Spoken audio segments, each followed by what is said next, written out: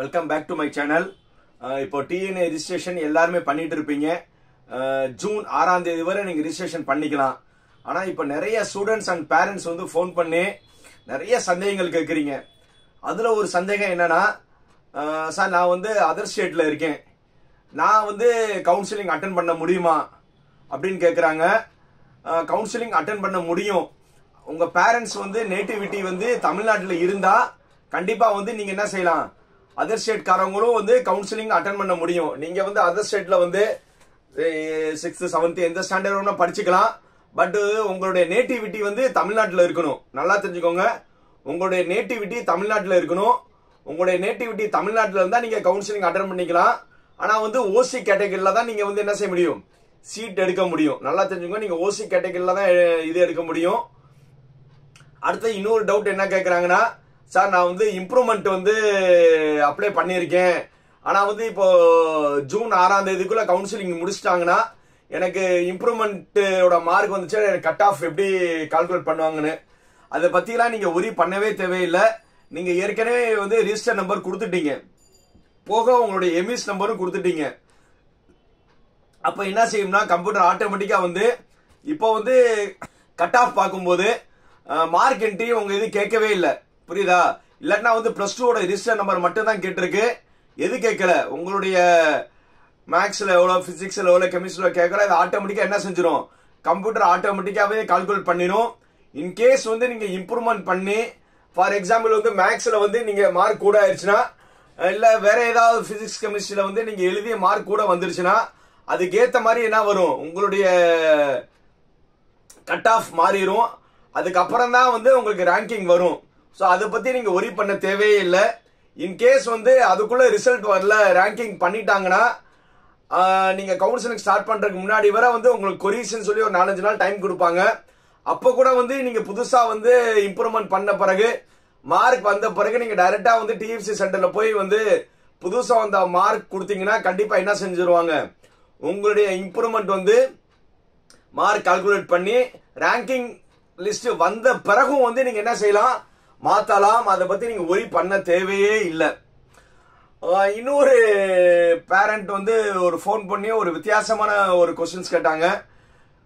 Sir வந்து என்னுடைய daughter வந்து ஒரு சப்ஜெக்ட் மட்டும்தான் எழுதுனாங்க, அதுக்கப்புறம் அவங்களுக்கு உடம்பு சரியில்லாம போயிருச்சு. நல்லா தெரிஞ்சுக்கோங்க, ஒரு சப்ஜெக்ட் மட்டும்தான் எழுதுனாங்க, அதுக்கப்புறம் எழுதவே இல்லை. ஆனா வந்து இப்போ இம்ப்ரூவ்மெண்ட்ல எழுதி நான் பாஸ் ஆயிருவேன், ஏன் கேஸ் எப்படி சார் கேட்டாங்க. அவங்களுக்கும் நான் ப்ரீவியஸ் சொன்ன மாதிரி தான், நீங்க ரிஜிஸ்டர் நம்பர் எம்எஸ் நம்பர் பண்ணி வந்து நீங்க வந்து என்ன இருக்கு மட்டும் என்ட்ரி பண்ணிருங்க. ஆட்டோமேட்டிக்கா வந்து ரிசல்ட் வந்த பிறகு, புது மார்க் வந்த பிறகு பண்ணிடலாம். ஆல்மோஸ்ட் இது எல்லாமே முடிஞ்சிடும். இன்கேஸ் வந்து நீங்க ஒவ்வொரு ரவுண்ட்லயும் நீங்க என்ன செய்வீங்க, புரியுதா? இதான் ஃபர்ஸ்ட் ரவுண்ட் ஆரம்பிக்குது. ஃபர்ஸ்ட் ரவுண்ட்ல வந்து எலிஜிபிலிட்டி இருந்துச்சுன்னா நீங்க ஃபர்ஸ்ட்ல வந்துருவீங்க. நான் செகண்ட் ரவுண்ட்ல வரும்போது தான் வந்து எனக்கு இந்த வழியா மார்க் வருதுன்னா அப்ப கூட நீங்க என்ன செய்யலாம், டிஎஃப்சி சென்டர் போகலாம்.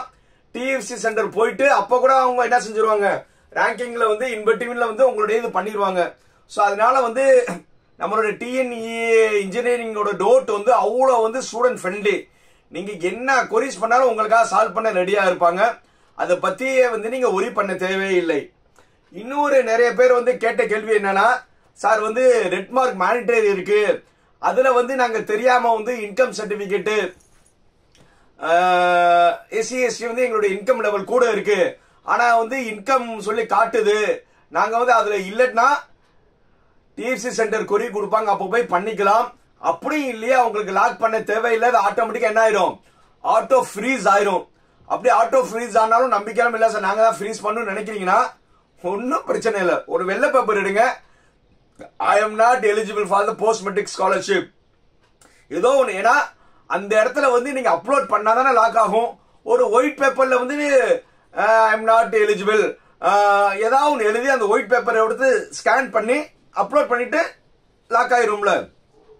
அதே மாதிரி வந்து சார் நான் வந்து ஃபர்ஸ்ட் கிராஜுவேட் கிடையாது, நான் தெரியாம வந்து நான் ஃபர்ஸ்ட் கிராஜுவேட் வந்து என்ட்ரி பண்ணிட்டேன், அப்படி இருந்தா நீங்க என்ன செய்றீங்கன்னா அதே மாதிரி தான், சும்மா வந்து ஒரு ஒயிட் பேப்பர்ல sir I am not eligible தான் ஃபர்ஸ்ட் கிராஜுவேட் ஒயிட் பேப்பர்ல எழுதி நீங்க அப்லோட் பண்ணிருங்க. அப்புறம் வந்து சர்டிபிகேட் வெரிஃபிகேஷன் நேரத்தில் வந்து சால்வ் பண்ணிடலாம். சார் இன்னும் நிறைய பேர் என்ன கேட்டாங்கன்னா, சார் உண்மையிலேயே நான் ஃபர்ஸ்ட் கிராஜுவேட் கேண்டிடேட் தான், ஆனா இதுல போடும்போது நான் ஃபர்ஸ்ட் கிராஜுவேட் வந்து நான் போட மறந்துட்டேன். புரியுதா? அதுக்கும் கவுன்சிலிங்கோட கட் ஆஃப்க்கும் உங்களுக்கு எந்த பிரச்சனையுமே கிடையாது. உங்களுக்கு எப்போனா நீங்க காலேஜ் சேரும் போது நீங்க ஃபர்ஸ்ட் கிராஜுவேட் இருந்தா மட்டும்தான் என்னது உங்களுக்கு அந்த ப்ராப்ளம் இருக்கும். ஸோ அதனால நீங்க கவுன்சிலிங் வர வந்து உங்களுக்கு ஒன்றும் ப்ராப்ளம் வராது. கவுன்சிலிங் முடிஞ்ச பிறகு நீங்க காலேஜ் போய் சேர போறீங்களே, அப்ப கூட வந்து நீங்க செகண்ட் கிராஜுவேட்டா இருக்கிறவங்க நான் ஃபர்ஸ்ட் கிராஜுவேட் சர்டிஃபிகேட் வச்சிருந்தீங்கன்னா காலேஜ் சேரும் போது கூட நீங்க என்ன செஞ்சுக்கலாம், உங்களுடைய ஃபர்ஸ்ட் கிராஜுவேட் சர்டிஃபிகேட் போய் கொடுத்துட்டா அப்போ வந்து அங்க இருக்கிற நோடல் ஆபீசர், ஒவ்வொரு காலேஜ்லயும் நோடல் ஆபீசர் இருப்பாங்க, அவங்க வந்து நீங்க செகண்ட் கிராஜுவேட் வந்து மாத்தி ஃபர்ஸ்ட் கிராஜுவேட் பண்ணிடுவாங்க. அதே மாதிரி வந்து நான் இன்கம் சர்டிஃபிகேட் இப்போ SC/ST கேண்டிடேட் வந்து கண்டிப்பா இன்கம் சர்டிஃபிகேட் எடுக்கணும். சார் நான் கவுன்சிலிங்ல இன்கம் சர்டிஃபிகேட் எடுக்கல, நான் வந்து காலேஜ் சேரும் போதுனா நீங்க காலேஜ் சேரும்போது கூட நீங்க இன்கம் சர்டிஃபிகேட் கொடுத்துக்கலாம். அப்போ கூட உங்களுக்கு என்ன ஆகும், அந்த காலேஜ்காரவங்களுக்கு ரைட்ஸ் இருக்கு, அவங்க என்ன செஞ்சுக்குருவாங்க, அவங்க வந்து கரெக்ட் பண்ணிக்கிருவாங்க. அதனால வந்து எந்த ஒரு இதுலையும் வந்து நீங்க கவுன்சிலிங் பொறுத்தவரை நீங்க ஒரே பண்ணவே பண்ணாதீங்க. உங்களுக்கு சர்டிபிகேஷன் எதுவுமே வந்து என்ன ஆகாது, ரிஜெக்ட் ஆகாது. ஒண்ணு முன்னாடியே நீங்க பண்ணலாம், இல்ல காலேஜ் சேர்ந்த பிறகு பண்ணலாம். எல்லாம் கொரிஸ் வரும், அந்த கொரிஸை வந்து நீங்க அப்பப்போ நீங்க சால்வ் பண்ணிட்டாவே உங்களுக்கு எல்லாமே வரும். ஸோ அதனால வந்து எல்லாருமே இன்ஜினியரிங் ரிஜிஸ்ட்ரேஷன் பண்ணுங்க.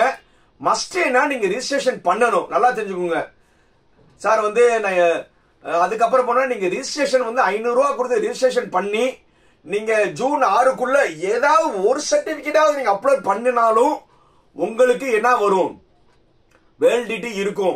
அதுக்கப்புறம் வந்து நம்ம ஒரு மாசம் டைம் இருக்கு, நீங்க இம்ப்ரூவ்மெண்ட் வருது எந்த சர்டிஃபிகேட் வருதோ நீங்க மறுபடியும் என்ன செஞ்சுக்கலாம், சர்டிபிகேட் அப்லோட் பண்றதுக்கும் டைம் தராங்க. அதுவும் மீறி போனோம்னா சர்டிபிகேட் வெரிஃபிகேஷன் சொல்லி மறுபடியும் டைம் இருக்கு. ஸோ அதனால வந்து நம்ம டைமை வந்து இழுத்துட்டே போலாம். அடுத்த மாசம் 30ஆம் தேதி வரை கூட நீங்க என்ன செஞ்சுக்கலாம், சர்டிபிகேட்டை வந்து நீங்க அப்லோட் பண்ணிக்கலாம். ஏன்னா ஒரு சில சர்டிஃபிகேட் நீங்க அப்லோட் பண்ணலாம், என்ன வரும், TFC சென்டர் வந்து கால் பண்ணி சார் நீங்க இந்த சர்டிஃபிகேட் கொடுக்கல, அந்த சர்டிஃபிகேட் அப்லோட் பண்ணுங்க சொல்லுவாங்க. அப்போ கூட நீங்க அப்லோட் பண்ணிக்கலாம். ஸோ அதை பத்தி நீங்க எதுவுமே ஒரி பண்ணாதீங்க. மஸ்ட் என்னது, நீங்க ரிஜிஸ்ட்ரேஷன் பண்ணி ஜூன் 6ஆம் தேதிக்குள்ள வந்து ஏதாவது ஒரு சர்டிஃபிகேட் கொடுத்து அப்லோட் பண்ணிக்கோங்க. கண்டிப்பா வந்து உங்களுடைய அப்ளிகேஷன் ரிஜெக்ட் ஆகாது.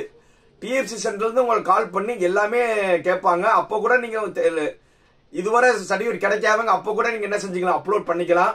வேற ஏதாவது டவுட் இருந்துச்சுன்னா எப்போனாலும் என்னை கால் பண்ணுங்க. என் பேர் ஜாகிர் ஹுசைன், என் செல் நம்பர் 9842376822.